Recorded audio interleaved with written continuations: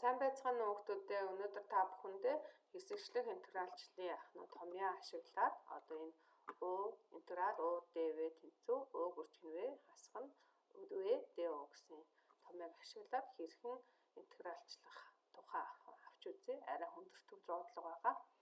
За X-ийг үржихэд синус X-ээс интеграл авах гэж байна, тийм ээ. За бид нар бол X-ийн интегралыг бол X гэж мэднэ. Харин синус X-ийн интегралыг бол хасах косинус гэж мэднэ. Харин үржүүрийнх нь интегралыг бол одоохондоо мэдэхгүй байгаа, тийм ээ. За тэгвэл яавал үржүүрийн интегралыг авч болох вэ гэдгээ цөмөрө бодолтыг харъя.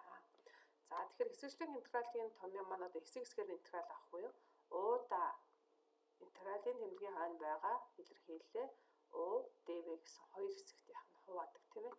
За тэгэхээр аль болохоор уудаа бол нэг уламжлал аваад алга болдог, багасдаг зүйлээ орлуулдаг. Гэтэл EX маань бол уламжлал авахар бол EX байдаг. Синус X-ийн уламжлал косинус X. Тэгэхээр хоёулаа бол алга болохгүй, багасахгүй бай, тийм. Тэгвэл одоо багш нь шууд уудаа синус X-ийг аваад ДВ-д үлдсэн X DX-ийг авчаа. За тэгвэл уугийнхаа хоёр талаас уламжлал энд авдаг. Уугийн уламжлал маань 1, югаар уламжлалын ДО. Тэнцүү синусийн уламжлал маань косинус X. Үржих нь югаар уламжлалын DX, тийм ээ. Харин ДВ-гийнхаа хоёр талаас интеграл авдаг. Тэгэхээр интеграл дифференциал V гэдэг маань устдаад V тэнцүү интеграл EX-ийн интеграл маань EX гардаг. За үүнийг одоо интегралынхаа хэсэг интегралын томьёог харуул уугаа V-гээр үржээрэй гэж. Тэгэхээр синус X-ээ EX-ээр үржээд хасах нь интеграл V-гээ ДV-гаар үржих. Тэгэхээр EX-ийг үржин косинус X гэх нэг тик тэмдгийн дагуу үржиж харж байгаа хэрэг тийм. Ингээд энийг ингээд тэгэхээр бичиглэлээ сайн ингэж хийлчих юм бол дараа нь алдах шаардлага байхгүй. За тэгвэл юу болох вэ? X-ийг үржих синус X хасах нь интеграл косинус X-ийг үржих EX DX.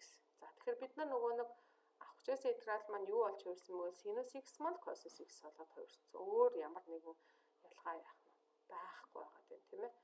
За одоо дахиад интеграл авчи хэсэгчлээд. За гэхдээ одоо бол зөмөрөө одоо авахтаа бол уудаа алийг авах гэж эргэлзэх зүггүй. Синус авсан бол тригонометрийн функцээр дагсан бол тригонометрийн функц авах. За О косинус X ДВ-д EX DX авчихсан. За тэгэхээр уугийнхаа хоёр талаас уламжлал ав. ДО-гийн уламжлал маань ДО косинусийн уламжлал маань хасах синус югаар уламжлалын DX тий.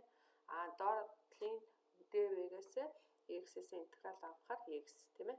За дахиад тик тэмдгийн дагуу үржиж.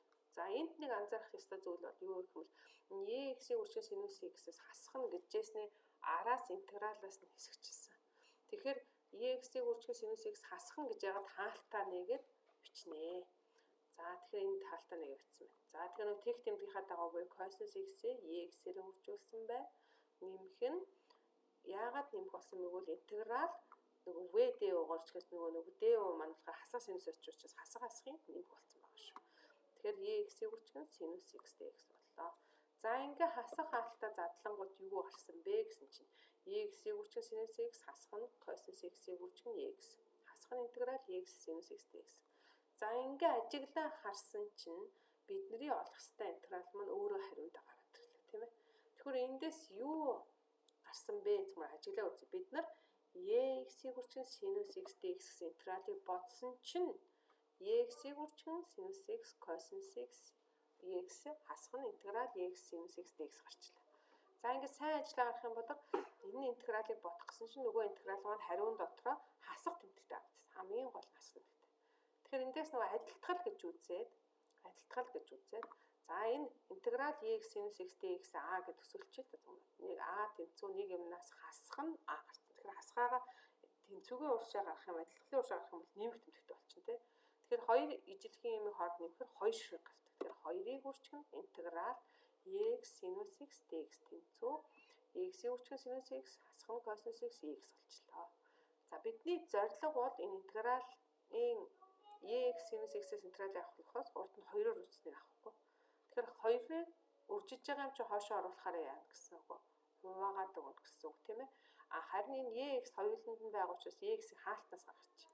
За тэгвэл юу болох вэ гэвэл EX-ийг үржих синус X хасах нь косинус X-ийн хаалтан дотор байна тий. Хуваах нь 2 нөгөө интегралын нэг 2. Тэгэхээр Эндээс юу гарсан бол нөгөө x-ийг синус x-ээр үржсэн интеграл маань x-ийг хуваах нь 2 үржих нь хаалтаа нийлээ синус x-ээс асах нь косинус x хаалтаа алга нэмэх нь c гэж байх хэрэгтэй тийм нөгөө тодорхой болсон интеграл байгаа учраас. За ингэж хэсэгчлэх интегралчдыг